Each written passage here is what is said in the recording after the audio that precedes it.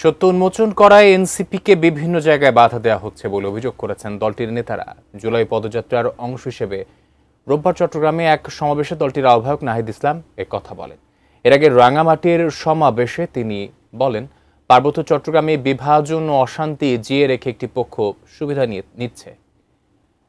প্রতিনিধিদের তথ্য ছবিতে ডেস্ক রিপোর্ট। রোববার সন্ধ্যায় চট্টগ্রাম নগরীর বহদ্দার হাট থেকে বিপ্লব উদ্যানের সমাবেশ স্থল পর্যন্ত পদযাত্রা করেন জাতীয় নাগরিক পার্টি এনসিপির নেতাকর্মীরা।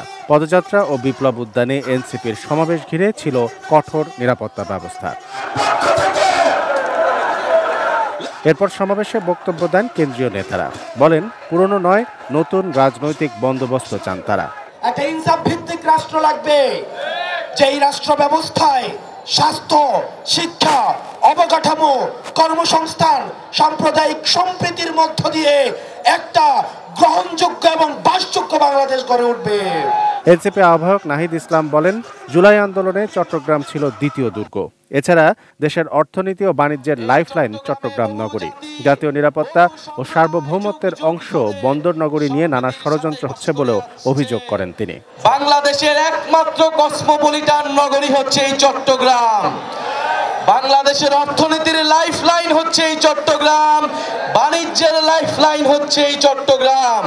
অ্যান্টিব্যাকটেরিয়াল অ্যাডিটিভ যুক্ত সেরা ওয়াটার ট্যাঙ্ক বিশুদ্ধ পানিতে ব্যাকটেরিয়া জন্মাতে দেয় না। কিন্তু আমরা জানি, আমরা দেখছি চট্টগ্রাম নিয়ে নানা ষড়যন্ত্র হচ্ছে। যদি চট্টগ্রামের দিকে কেউ চোখ তুলে তাকায়, সমগ্র বাংলাদেশ একসাথে বিদ্রোহ ঘোষণা করবে। নাহিদ ইসলাম বলেন, সত্য উন্মোচন করায় তাদের বিভিন্ন জায়গায় বাধা দেওয়া হচ্ছে।